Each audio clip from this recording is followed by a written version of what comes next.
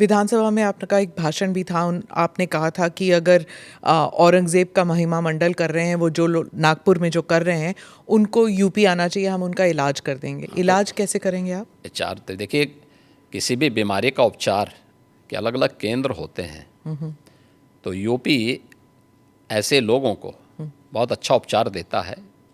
उनकी जैसी डिमांड होगी उस प्रकार का उपचार दे देंगे।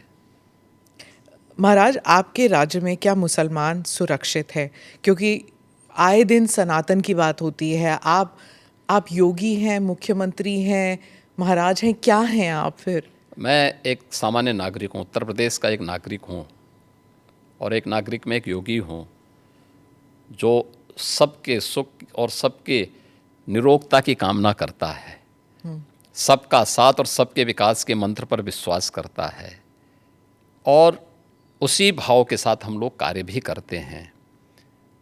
आप मुझे बताइए, दुनिया की सबसे प्राचीनतम धर्म और संस्कृति है सनातन धर्म। उसके नाम से ही आप अंदाज़ा लगा सकते हैं। दुनिया की कोई जाति, मत और मजहब नहीं है जिसको उसकी विपत्ति के समय सनातन धर्मावलंबियों ने शरण न दी हो, उसके संरक्षण के लिए उसको हर प्रकार से फलने फूलने के लिए अवसर न प्रदान किया हो। लेकिन बदले में उसे मिला क्या? बदले में मिला क्या? और दुनिया के अंदर कोई उदाहरण नहीं, कोई उदाहरण नहीं कि कहीं भी हिंदू राजाओं ने दुनिया के अंदर कहीं भी अपने बल पर, अपने वैभव के दंभ से किसी पर आधिपत्य स्थापित किया हो, कहीं नहीं है।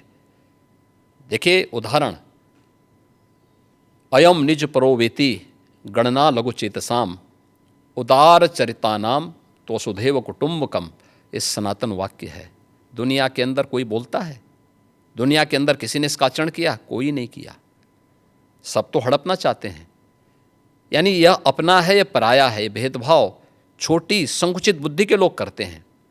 उदार चरित्र के लोगों के लिए तो पूरी दुनिया ही एक परिवार है। इस भाव के साथ सनातन धर्मावलंबी ने हमेशा काम किया है, और आज भी उदाहरण देखने को मिल सकता है कि 100 हिंदू परिवारों के बीच में, 100 हिंदू परिवारों के बीच में एक मुस्लिम परिवार सबसे सुरक्षित रहता है। उसको इसके पर्व और त्योहारों को, उसको अपने सभी मजहबी कर्मों को करने के लिए, या जिस मत और मजहब या संप्रदाय या सेक्ट का अनुयायी होगा उसको उस परंपरा के अनुसार अपने सारे धार्मिक मान्यताओं या उपासना विधि को पूरी स्वतंत्रता होती है। लेकिन मैं कहता हूँ 100 परिवारों के बीच में, एक हिंदू की बात तो दूर करिए, 100 मुस्लिम परिवारों के बीच में 50 हिंदू सुरक्षित रह सकता है क्या? नहीं रह सकता। अब बांग्लादेश आपके सामने उदाहरण है, इससे पहले पाकिस्तान उदाहरण था, अफगानिस्तान में क्या हुआ था। ये चीज़ें दिखाती हैं, और होशियारी यही है कि कहीं धुआं उड़ रहा हो या किसी को ठोकर लग रही हो तो हमें ठोकर लगे इससे पहले हम संभल जाएं। तो वही संभलने के लिए बोला जाता है। हम तो सबके बीच सबको समान भाव से देख रहे हैं। उत्तर प्रदेश में मुसलमान सबसे ज़्यादा सुरक्षित है, सबसे ज़्यादा सुरक्षित है। अगर हिंदू सुरक्षित है तो वह भी सुरक्षित है।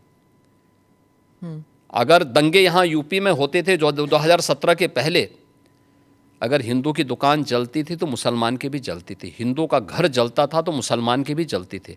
और 17 के बाद से दंगे बंद हुए। अगर हिंदू सुरक्षित है तो मुसलमान भी सुरक्षित है। और दूसरा जो मैंने कहा कि इतिहास में कोई उदाहरण नहीं बता सकता कि अपने बल से, अपने वैभव से किसी हिंदू राजा ने किसी देश पर जबरन कब्जा किया हो, कभी नहीं। इतिहास इसका उदाहरण है, आप उठा के देख सकते हैं। भगवान राम लंका में गए और लंका में रावण पर विजय प्राप्त करके लक्ष्मण को वहाँ के वैभव को देख के थोड़ा मोहित हुए। भगवान राम ने कहा नहीं लक्ष्मण, उन्होंने उनको एक ही बात कही, और मुझे लगता है कि आज की पीढ़ी के लिए बहुत प्रेरणादायी है जो उन्होंने उस समय कही थी। लक्ष्मण जी को जो प्रेरणा, जो निर्देश भगवान राम दे रहे हैं लंका के बारे में, अपि स्वर्णमयी लंका नमे लक्ष्मण रोचते, जननी जन्म भूमिस्य स्वर्गादपि गरीयसी, कि लक्ष्मण, लंका भले ही सोने की क्यों न हो, लेकिन याद रखना ये मुझे रुचिकर नहीं लगती, मेरी रुचि का नहीं है। मेरा काम था माता सीता को दुरात्मा रावण से मुक्त करना, वो मैंने कर लिया है। अब हमें यहाँ से निकलना है, क्योंकि जिस माँ ने जन्म दिया है और जहाँ हमने जन्म लिया है उससे बढ़कर के दूसरा कोई भी, स्वर्ग से बढ़कर के उपभोग दूसरा हो ही नहीं सकता, इससे बढ़कर के उपभोग हो ही नहीं सकता है, चाहे वो स्वर्ग ही क्यों ना हो। और इसलिए हम यहाँ नहीं करेंगे। ये उदाहरण मैं इसलिए दे रहा हूँ जिसलिए जो सनातन धर्म पर प्रहार करते हैं उनकी आंखें खुलें, वो देखें। उदाहरण हमारे सामने पर्याप्त हैं और ऐसे अनेक उदाहरण आपको समय समय पर मिलेंगे। मुख्यमंत्री जी, आपने रोग हटाने की बात की, लेकिन कभी कभी ऐसा लगता है आप रोग ही हटाने की बात कर रहे हैं, क्योंकि जो बुलडोज़र चला है, आज नागपुर में चला है, यहाँ पर भी कोर्ट भी कहता है कि ये बुलडोज़र जस्टिस बंद होना चाहिए, लेकिन कोई बंद नहीं कर रहा। आज भी नागपुर में चला है, तो ये जब बुलडोज़र जस्टिस जब मना किया है फिर भी चल रहा है। देखो, जो न्याय मानते होंगे उनके लिए न्याय होता है। जो स्वयं न्याय को, कानून को अपने हाथों में लेते हैं, तो बहुत बार कानून के दायरे में रह करके उनको सबक भी सिखाया जाता है। जो जैसे समझेगा उसको उसी भाषा में समझाना चाहिए। आप मुझे बताइए, कोई हिंसक बनकर के प्रहार करने के लिए आ जाए हमारे सामने और हम उसके सामने गिड़गिड़ाएं, ये नहीं। अगर वो हिंसक बन के आया तो उसको पहले उसकी हिंसा का प्रतिकार तो वहाँ पे करना पड़ेगा ना। आप कानून के दायरे की बात कर रहे हैं, फिर आपने कहा कि संभल पे आ रही हूँ मैं, आपने कहा कि संभल में 65 कुछ तीर्थ स्थल हैं, 64 और 18 की पहचान हो गई है। योगी जी, अब बढ़ गए 54 तक पहुँच गई है। आप कितनी जगह खोदेंगे, कितने मस्जिद? जितने भी होंगे सब ढूंढेंगे, जितने भी होंगे सब ढूंढेंगे, सब निकालेंगे और दुनिया को बोलेंगे कि भगवान ने जिसको आंखें दी हैं वो आके देखो तो क्या हुआ था संभल में। देखिए, संभल एक सच्चाई है और मैं इसलिए नहीं कह रहा हूं भाई आपको उपासना विधि की पूरी छूट है, कहीं भी आप बनाइए, लेकिन आप तो इस्लाम के मुद्दों से ही भटक करके काम किए हैं। पर ये तो बन चुके हैं, अब बन नहीं चुके हैं। इस्लाम कहता है कि किसी भी हिंदू मंदिर या किसी हिंदू घर को तोड़ करके आपके द्वारा बनाई गई कोई भी इबादत गृह एक खुदा को स्वीकार्य नहीं है। क्यों आपने बनाई? आप तो इस्लाम के विरुद्ध आचरण कर रहे हैं। पर आप तो कानून के दायरे में रहकर, हम कानून के दायरे में रह के सब काम कर रहे हैं। अगर कानून के दायरे में रह रहे हैं तो फिर आप मथुरा की बात क्यों उठा रहे हैं? मथुरा की बात क्यों नहीं उठानी? मथुरा श्री कृष्ण की जन्मभूमि नहीं है क्या? पर वो तो अब कोर्ट में है ना। कोई कोर्ट का ही आदेश पालन कर रहे हैं ना, तो अब तक तो वहाँ बहुत कुछ हो गया होता। तो अयोध्या, काशी, अब फिर मथुरा भी, और कितने और? आप मुझे बताइए, सनातन हिंदू धर्म के जो महत्वपूर्ण स्थल हैं उन सभी स्थलों को हमारी विरासत के प्रतीक हैं।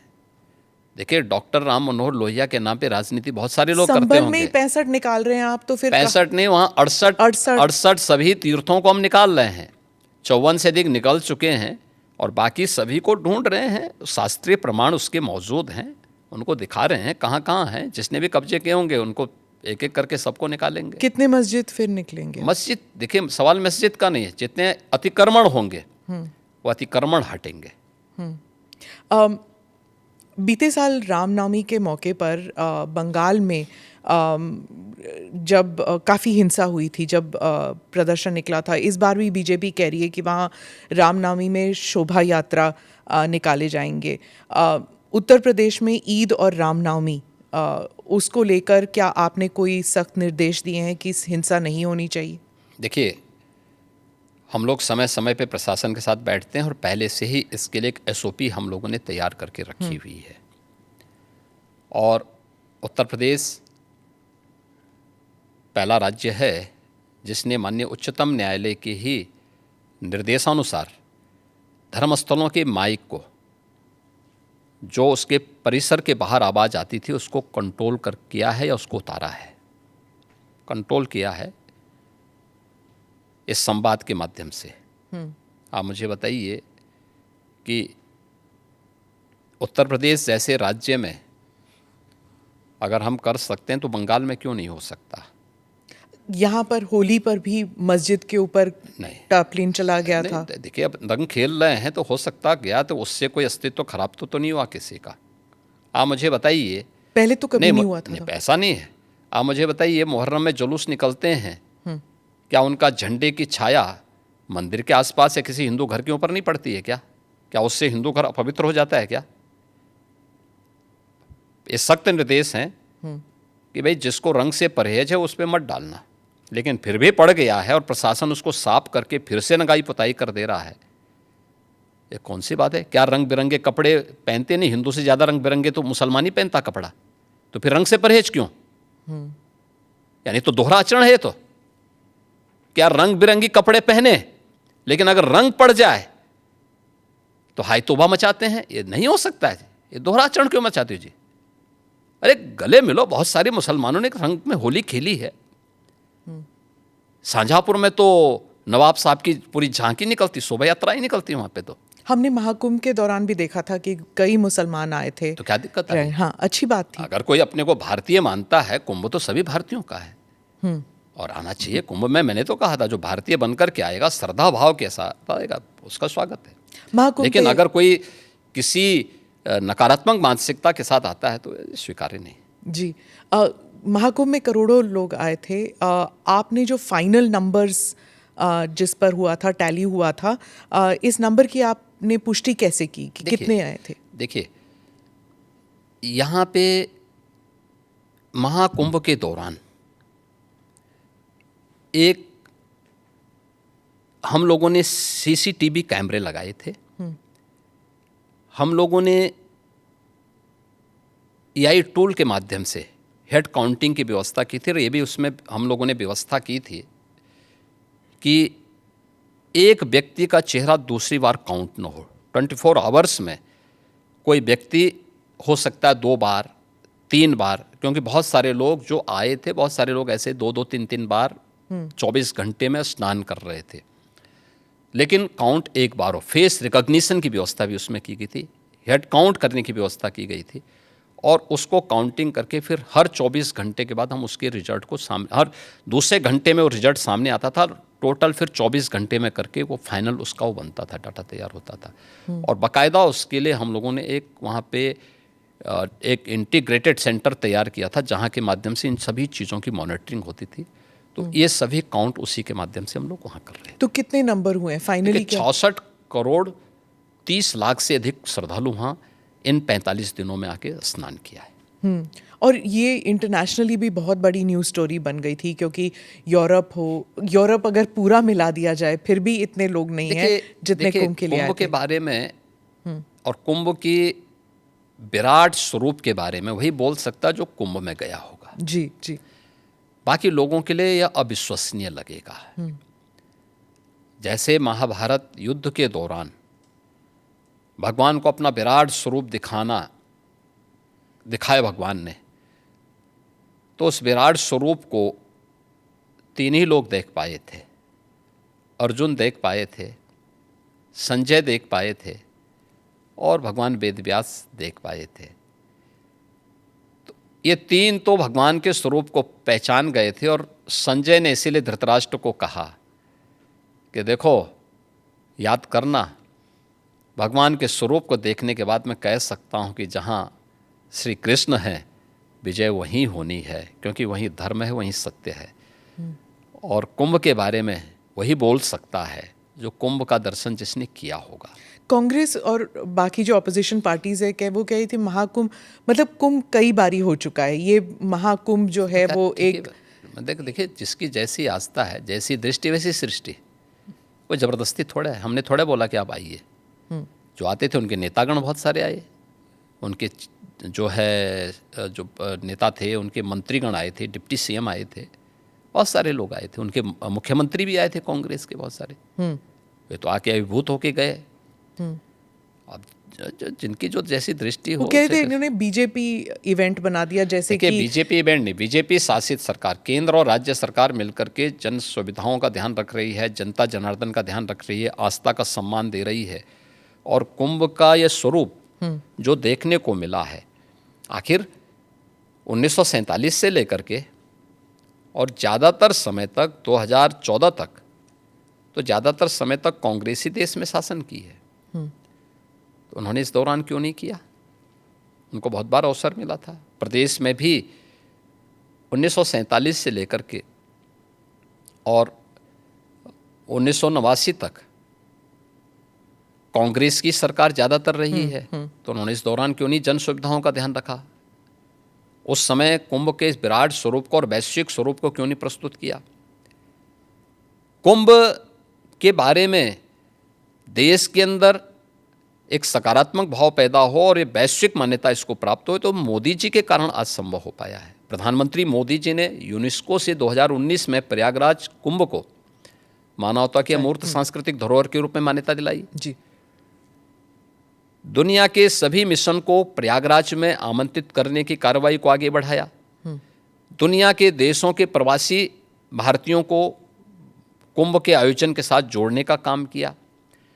19 में प्रवासी भारतीय दिवस का आयोजन वाराणसी में कराया गया और इन आयोजनों के साथ दुनिया के लोगों को जोड़ने का अभिनव कार्य भी ये प्रधानमंत्री मोदी जी के साथ हुआ। और कुंभ का मतलब भव्य और दिव्य हो, स्वच्छता, सुरक्षा और सुव्यवस्था उसका मॉडल बने, जनता जनार्दन की सुविधा और उनकी आस्था का सम्मान करना हम सीखें।